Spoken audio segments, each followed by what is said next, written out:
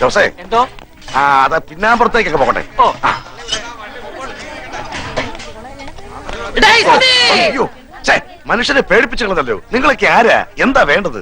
ഞങ്ങള് അല്ല ക്ഷീണിച്ചതായിട്ട് ഓർമ്മയില്ലല്ലോ. ഞങ്ങള് കുറച്ച് ദൂരേന്ന് വരിക.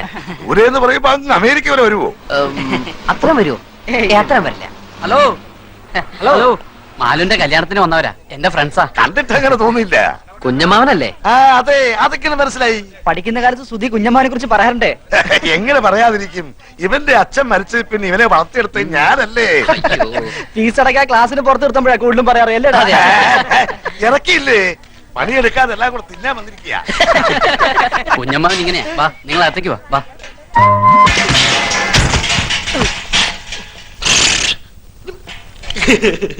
ഇത് തന്തപ്പൊലി കാണണ്ട.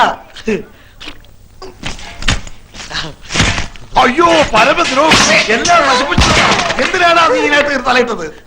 ശർക്കര വരച്ചിരുന്നത് എന്നെ കാണാണ്ട് ഇതിന്റെ അടിയിൽ ഒളിപ്പിച്ചു വെച്ച ഞാനത് മാത്രമേ എടുത്തോളൂ. അപ്പോഴേക്ക് ഇതെല്ലാം കൂടി എന്റെ തലയിൽ പടപടാന്ന് പറഞ്ഞു വീണു.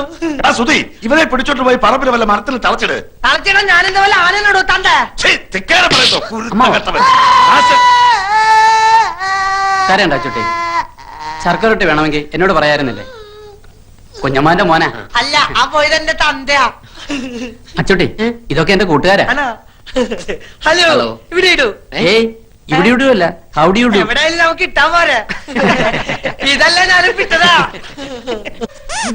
അതെ, ഒന്ന് നന്നായി ഊതിക്കോട്ടോ. അതിന്റെ ഉള്ളിൽ വല്ല പാറ്റ പഴുതര പൊക്കോട്ടെ.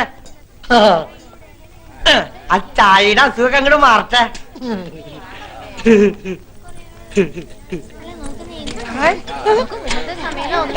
ഒന്ന് മര്യാദക്കിട്.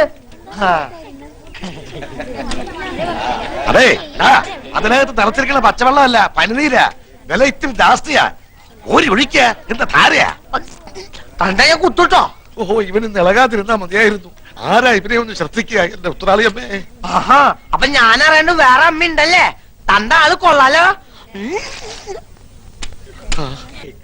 ഹലോ, ചെക്കനാണല്ലേ? ഞാൻ പെണ്ണിന്റെ മുറച്ചെറുക്കനാ. പണ്ട് എനിക്ക് കെട്ടിച്ചേരാന്ന് പറഞ്ഞതാ. വലുതായപ്പോ എന്നെ പറ്റിച്ചു. നല്ല പെണ്ണാ, പക്ഷെ എന്റെ അത്ര ബുദ്ധിയില്ല. നീ എടുത്തോ, പക്ഷെ ഇടയ്ക്ക് എന്തെങ്കിലുമൊക്കെ മേടിച്ചു തുടങ്ങണട്ടാ. ഓ, ഈ മണ്ടർ ഒന്ന് കുളവാക്കുമെന്നാ തോന്നേ. ആ സുധി എവിടെ പോയി കിടക്കാൻ? നീ ഒന്ന് പോയി വിളിച്ചേ. രാജകുമാരാ,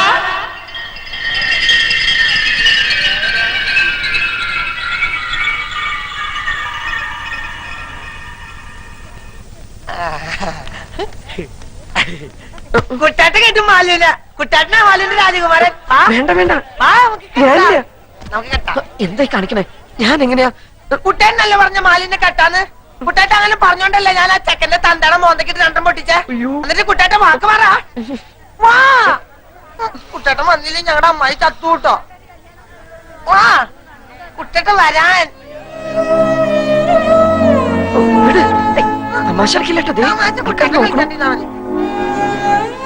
കൂട്ടുകാരന്റെയും അവന്റെ തറവാടിന്റെയും മാനവും ഒരു പെൺകുട്ടിയുടെ ജീവിതം ഇപ്പൊ നിന്റെ കയ്യിലാ.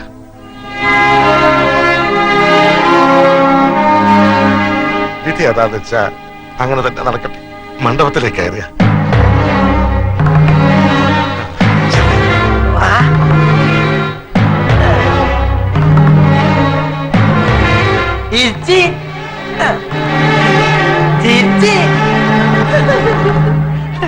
ചക്കര തരുന്ന ചക്കര തരും. ഒന്ന് ഇറങ്ങി നിൽക്കടാ അങ്ങോട്ട്. കല്യാണം എന്നുണ്ടാവും ചേട്ടാ. കേട്ട് ഞാൻ ഒന്നിങ്ങി വന്നേ. എന്താ നിങ്ങൾ എന്തായി കാട്ടണേ? മിണ്ടി പോകരുത്. കാരണവന്മാർ ചെയ്തു വെച്ച സുഹൃത്തം അതാ മന്ദബുദ്ധിക്ക് ഇപ്പിക്കിന്റെ ബുദ്ധി തോന്നിയത്. ആ ഓമനക്കുട്ടന് ബോധോദയം വരുന്നതിന് മുമ്പ് കാര്യങ്ങൾ നടക്കട്ടെ.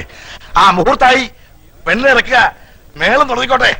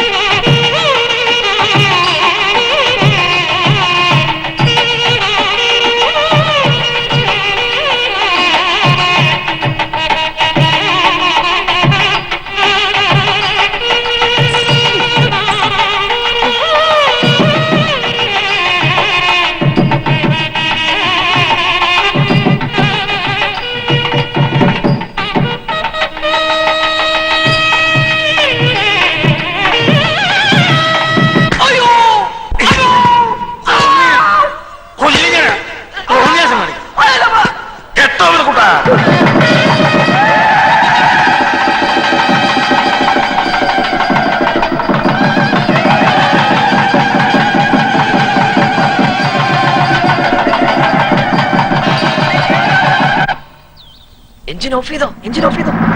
ദേ കൈമൾ മാഷ്.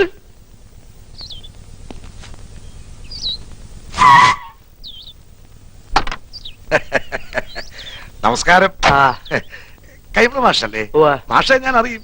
കൈമ മാഷ് തന്നെ. പക്ഷെ മാഷ ഞാൻ അറിയില്ലോ. അറിയാൻ വഴിയില്ല. ഓ. അത്രക്ക് അറിയപ്പെടുന്ന ആളൊന്നുമല്ല ഞാൻ. പക്ഷെ ഇനി അറിയും. അറിഞ്ഞാ പിന്നെ മറക്കുകയില്ല. ഈ ചുറ്റുവട്ടത്ത് ഇങ്ങനൊരു കല്യാണം നടന്ന അറിവില്ല.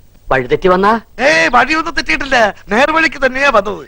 പുളിക്കത്തറവാട്ടിലാ കല്യാണം നടന്നത്. ആഹാ എത്തിയോ വാനരന്മാര്? എന്റെ ജാമ്യത്തിലാ നമ്പീശൻ ഓമനക്കുട്ടനെ കല്യാണം കൂടാൻ വിട്ടത്. എവിടെ അവൻ? കാറിന്റെ മുൻസീറ്റിലുണ്ട്. ഉം. ഞാനിവിടെ ഉണ്ട്. നീ എന്താടാ ഇവിടെ ഇരിക്കണേ? മാഷെ, ഒരു പ്രത്യേക സാഹചര്യത്തിൽ എനിക്ക് ഈ പെൺകുട്ടിയെ കല്യാണം കഴിക്കേണ്ടി വന്നു. എന്റെ ഗുരുവായൂരപ്പ ചതിച്ചുവോ?